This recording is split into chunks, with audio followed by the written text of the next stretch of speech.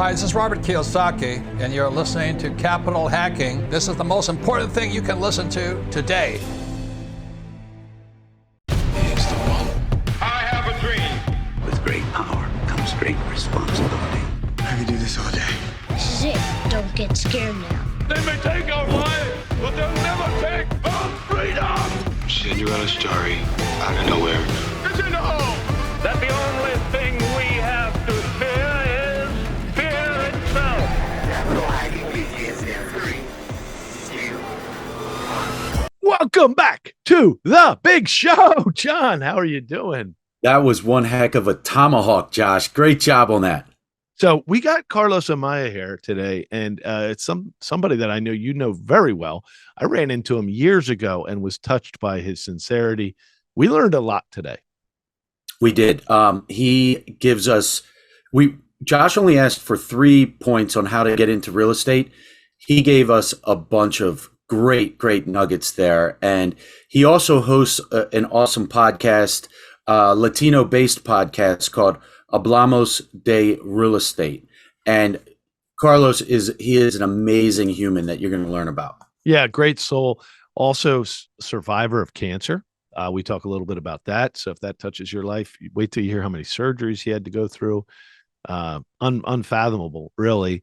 And his journey into real estate through supporting the Hispanic community of New York. I thought that was awesome. So he's going to share those 5 ways to get into real estate to be active, which is great because, I always say, wouldn't it be best if each person who listens to these shows has 2 tools in their belt, right? The way to get into active real estate investing, even if it's just a little bit, so that you have something that you can control. And then, of course, alternative investing where you partner with people. Both are great, and maybe both are needed. So I think we got a lot out of this show. And Josh, I thought he articulated cost segregation that a lot of investors really don't know much about and don't take advantage of. And he did a great job explaining how that works. He did. Thank you, buddy. You'll love the show. Cheers. Well, I'm excited that we got Carlos Amaya here. This is Josh and John. John, thank you for putting this all together. Absolutely. Carlos is in a GoPod of mine in GoBundance. Really excited to have him. Carlos, can you give us a little background on who you are? Definitely, guys. Thank you for the invite. It's a pleasure for me. You're two of the guys that I like the most at the GoBundance. Originally from Colombia, came to the United States chasing my girlfriend, now she's my wife. That was in 1999. Got in real estate in 2004. I started in sales, I did mortgages. Back in New York, I used to live in the Westchester area, called White Plains in New Rochelle. And then after that, I joined a foreclosure defense attorney for 10 years. We did radio shows in the main radio stations in New York City. But I started investing in real estate in 2015, and the reason why was because of my health issues. I had cancer in 2012, and I have like 15 brain surgeries from 2015 to 2018, unrelated to the cancer. And at that point, I realized that I needed to have something solid for my family to replace my income. I was a high W2 employee. And then I was like, what better way to do that real estate? And I started acquiring small residential properties in the New Jersey market. Recently moved here. I was a GAD move here in 2023, July to North Carolina, Charlotte. And I started getting into large multifamily investments, and I guess in the wrong time, and like the last 2 years, but I'm learning so much, and I'm glad to be here. So much already. And for those of us, Carlos, 5 brain surgeries, you said? 15 brain surgeries. 15, so 3 hands. In 3 years. Yes. Wow. So the fact that you're talking with us at all is amazing. The fact that you're speaking your second language so well is amazing.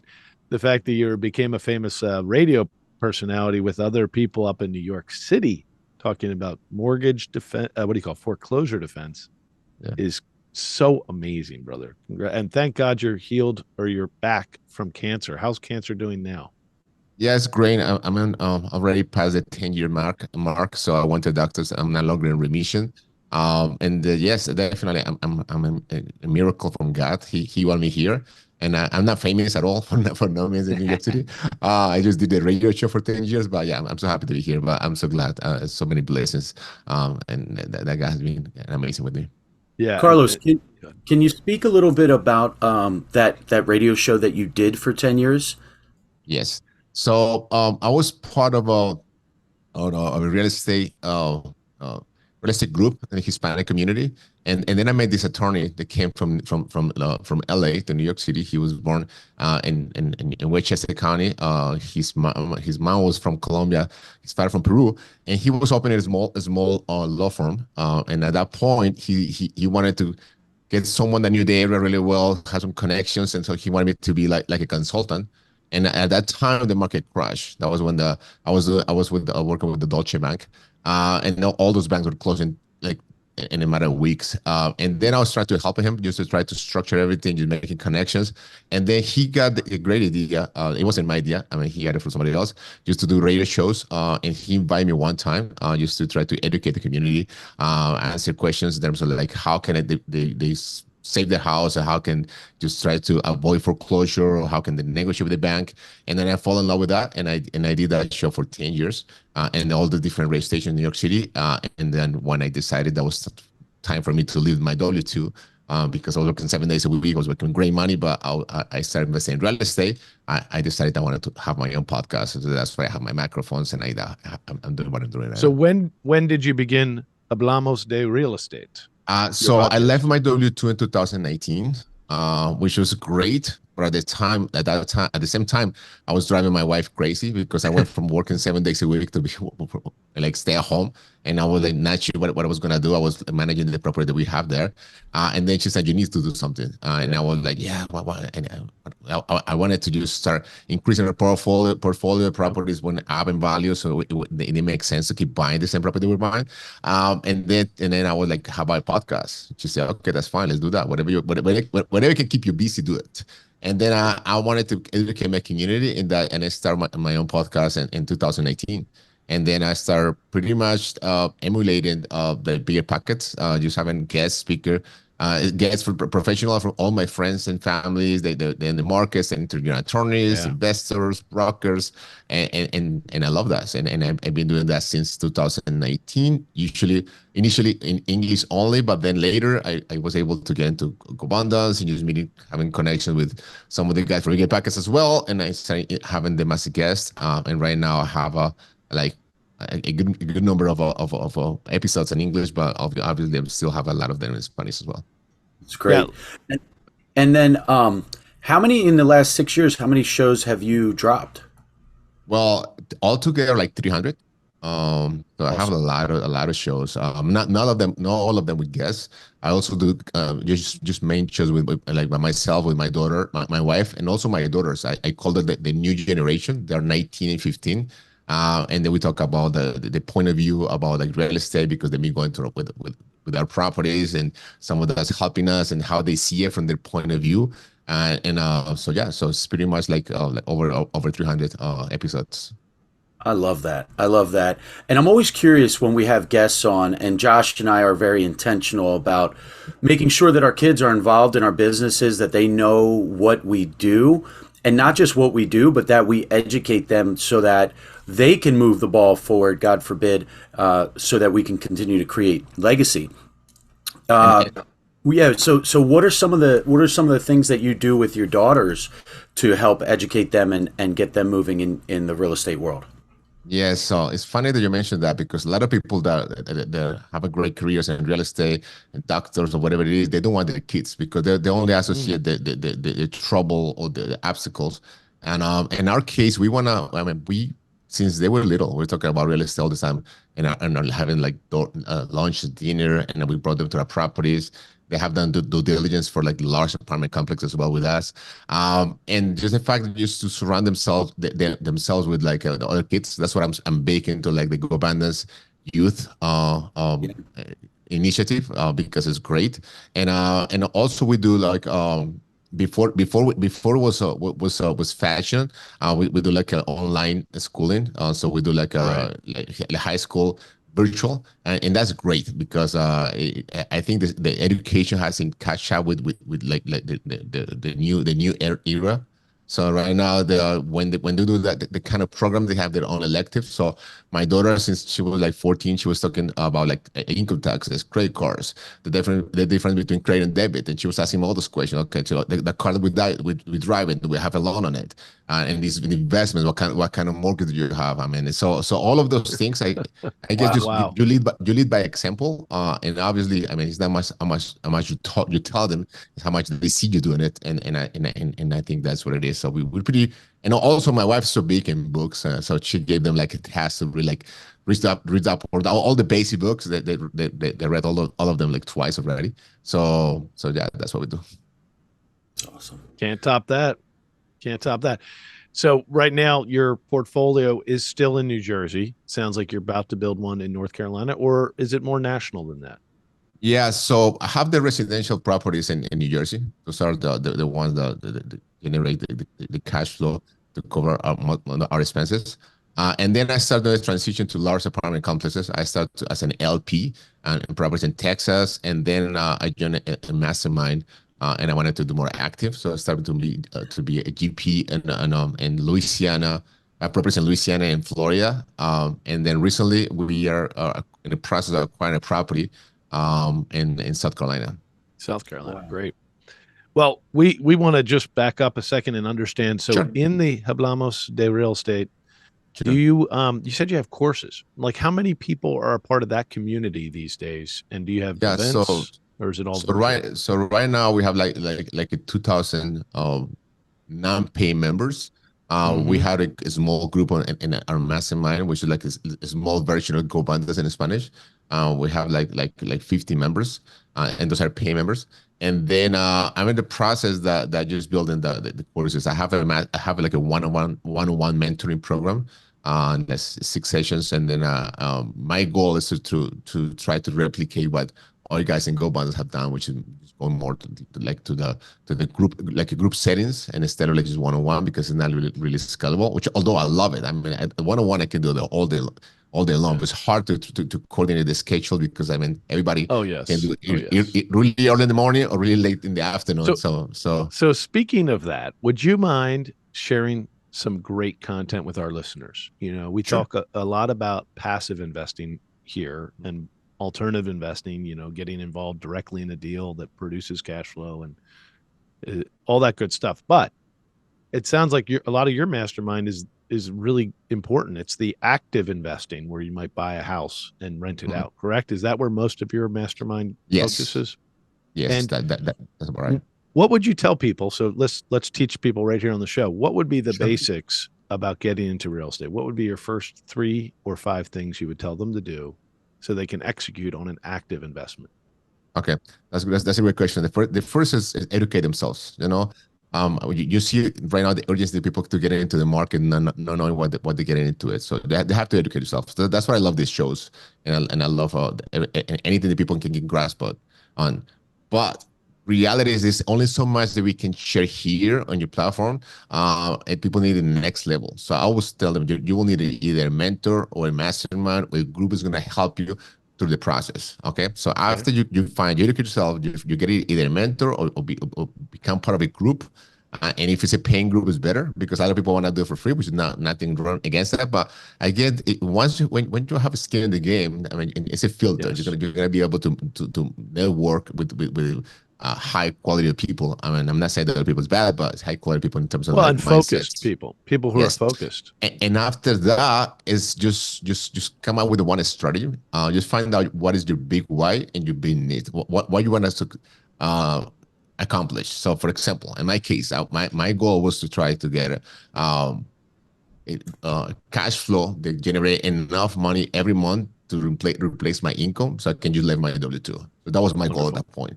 I had access to capital because I was making great money. I was saving money, so I can just do like 25% down, just buying property. So that was me at the time. Some other people that might listen to us right now, their goal is just to capitalize themselves. They might not have the money to put the 25%. So at that point, you either find a strategy that they give you access to capital, or right now, I think we get in a great time with a lot of those creative finances, all those sub 2, all those seller finance, which is different than when I started buying real estate. I was only just commercial, like traditional real estate, like Fannie Freddie, or just private loans, private banks.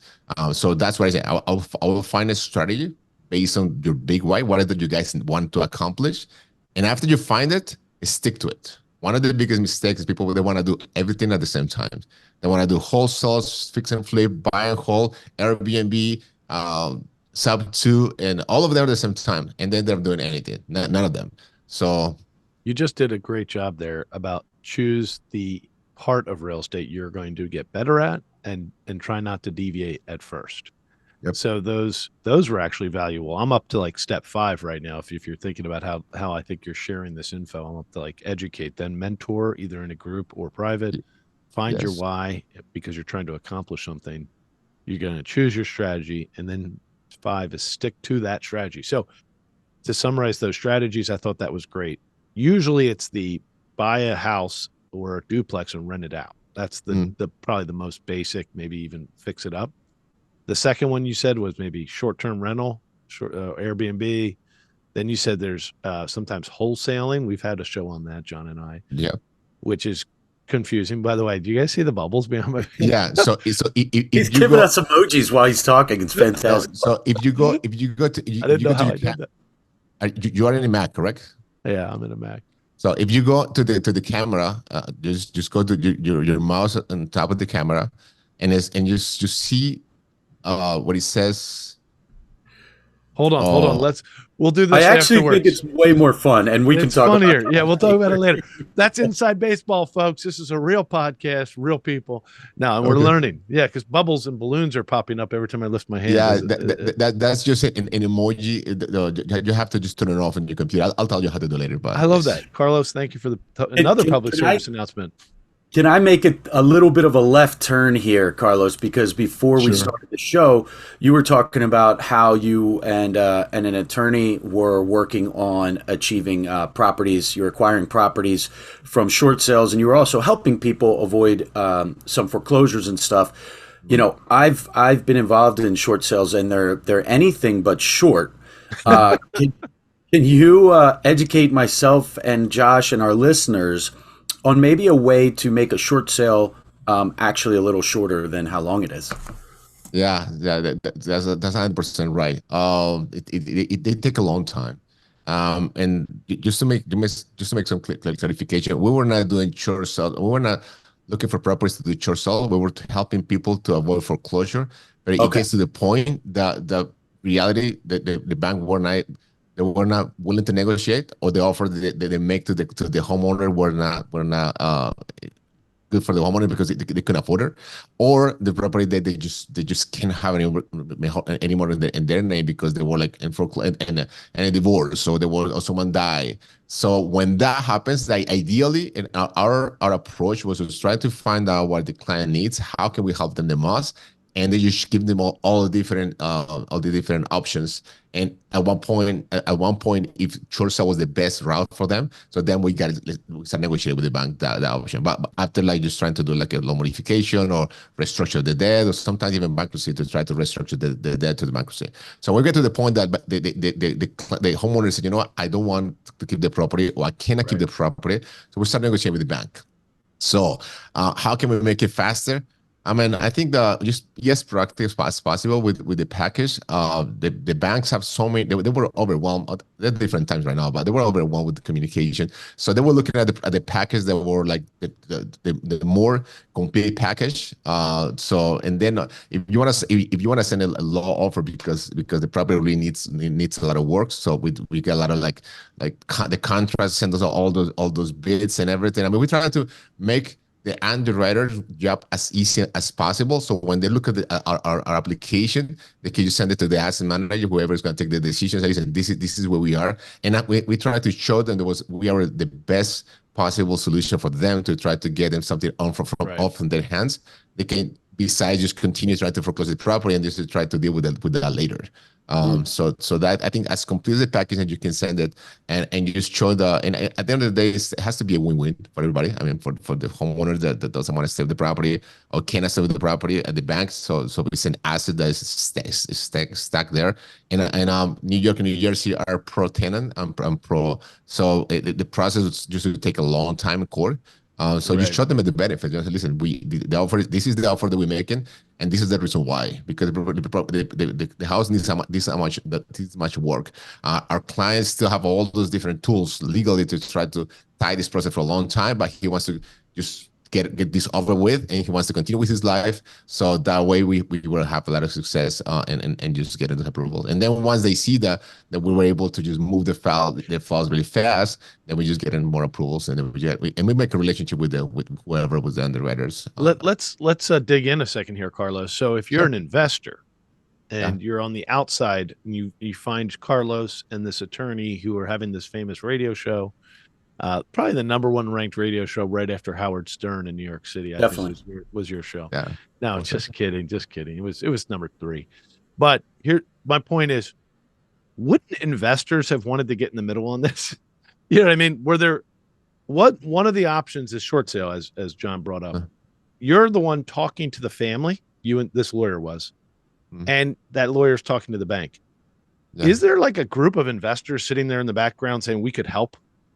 And was there an angle for investors to get in there on the back door here and either help the family save their credit and help the bank get a small offer? Yeah, well, yes, obviously, a lot of people wants to get in, but the point is our main priority was our clients' best benefits. So as soon as someone gets a notice of intention of foreclosure, then the lease pending list is out, and everybody's chasing them and just calling them and knocking at the door and sending letters. And our clients at that point were overwhelmed with all of that. Okay, so they just wanted to figure out what can we do to the property. So that was that when our attorneys just get in, just try to see how can we defend that, or then they defend, and then figure out when at one moment might make sense to do a short sale. So yes, so everybody wants to. And it's still they are, because they're free list, the public records. But it's the amount of work for the short sales. I mean, a lot of real estate agents or investors wanted to do it, and they decided it was too much work for them. So they let us do it, and then eventually, when the property came out for sale, we have by law we required to put on the market and just have the highest bid. So yes, it was open to investors. But our number one job then, when I was there, was to try to protect our clients. Yeah. This is just a curiosity. How did the lawyer ever get paid? Because this is a family that's really in a difficult spot. They don't have any cash. How did the lawyer make their money in that transaction? Well, it's in different ways, but this one in particular, and again, I don't work for that anymore. I'm not. I know you don't. It's just a curious thing. Sorry, John. No, that's fine. So they used to get. Oh, I mean, that was the standard for the attorneys. Just get a signing retainer, because I mean, they were not paying the mortgage, and they obviously they have some issues with financing, but they still have access to some capital to try to make the case. And again, out of 100 houses, I'll say like 60% was safe. I mean, people got into like loan modification with principal deferment or forgiveness, and I would say like 20 to 25% got into a short sale, and like 15 just got foreclosed. So the numbers of the number of people that saved the property was a lot higher than anybody else. I see. That's great. Good for those families. So I want to ask you, because we also touched on this, and this is something I know that you teach about, called cost segregation. Now, there are a lot of investors that are listening to the show, and this is an area that I don't think a lot of investors even know exists and is possible. Can you help teach us about cost segregation? Yeah, I'm not an expert about that, but I'll comment what I know. So usually when you own a property, like the government, that's why I love this country. They give you different rules to try to depreciate that asset. Okay, so when you have a residential property, you usually depreciate the asset to 27.5 years. How they come up with the numbers, I don't know. But that's how much the government through the IRS think the property is going to devalue in time. So you can do that every year, the percentage, and when you do your taxes, and if it's an investment property. So what a cost segregation the cost segregation study is an independent party that you hire them, and then they make a study, and they give you a report. and you bring it to your accountant to your CPA. And what they do, they accelerate the depreciation. Okay, so instead of waiting for those 25.7 years, you have to figure out how much you pay already. I mean, you already reported if you own the property for a couple of years, if you just bought it this year, and how much of that you can do the first year, and usually it's a large number. And then after that, you can just you can continue just to defer a little bit more just to complete the whole amount. So why would someone will do that? And I wish I knew this a couple of years ago. Okay, yeah. Because if you have passive income from real estate, and you have to pay a lot of taxes, and even if you don't, I know a lot of doctors that have their wife become real estate professionals to try to offset their income. Right. So you can just report the losses in paper because you depreciate the assets. You accelerate the depreciation instead of doing it for 25.7 years. You accelerate it to get the most of it out of it in the front. Yeah, well said. And the punchline is, if you can reduce your taxes up front, then you have more working cash to put into a second acquisition or to improve the cash flow of the first. So what it does is it compounds your ability to generate a wealth. So yes, eventually taxes are paid, but because it's the future, it'll be a benefit to you. So as we finish up here, what's the final piece of advice you might want to give to those who are listening to you today, and about how to take action in making an investment? Yeah, I think our biggest advice is not even real estate related. I think our mindset is huge. I think our biggest obstacle is within ourselves. I know a lot of people that over-educate themselves, that they've been listening to podcasts like such as this for years, and they haven't bought a property. I know people that still I remember talking with people that used to look at the properties when the MLS was in paper, and they haven't bought a property yet. Wow. So I think stop the analysis paralysis. Just find out exactly why why you are not making any decisions in terms of moving to the real estate, if that's your case.